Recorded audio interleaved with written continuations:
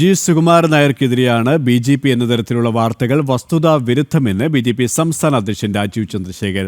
NSSന്റെ ആഭ്യന്തര കാര്യങ്ങളിൽ ഒരു കാലത്തും ബി.ജെ.പി. ഇടപെട്ടിട്ടില്ല. NSSനെയും സുകുമാരൻ നായരെയും ബി.ജെ.പി. ബഹുമാനിക്കുന്നുവെന്നും രാജീവ് ചന്ദ്രശേഖർ. വിശദാംശങ്ങളുമായി ദിലീപ് കുറ്റിച്ചൽ ചേരുകയാണ്. ദിലീപ്, രാജീവ് ചന്ദ്രശേഖർ ഇതുമായി ബന്ധപ്പെട്ട് എന്തൊക്കെ കാര്യങ്ങളാണ് വ്യക്തമാക്കിയത്?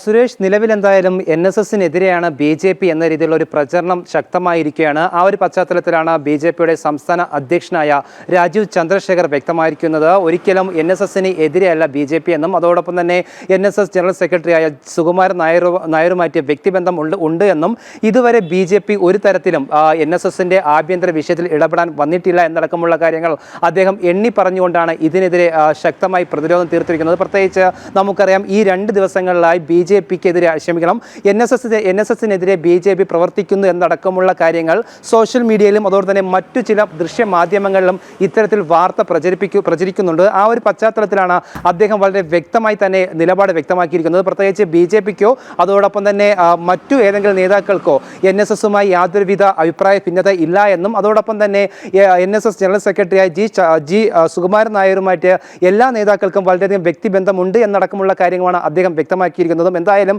NSSനെതിരെ നടക്കുന്ന ഈ ഒരു തെറ്റായ പ്രചരണത്തിൽ നിന്നും NSSും അതോടൊപ്പം തന്നെ BJP പ്രവർത്തകരും അതോടൊപ്പം തന്നെ ജനങ്ങളും മനസ്സിലാക്കണമെന്നൊരു ഉദ്ദേശശുദ്ധിയോടെയാണ് അദ്ദേഹം ഇത്തരത്തിലൊരു പ്രതികരണം നടത്തിയിരിക്കുന്നത്. സുരേഷ്, തിരുവനന്തപുരത്ത് നിന്നും ദിലീപാണ് വിശദാംശങ്ങൾ നൽകിയത്.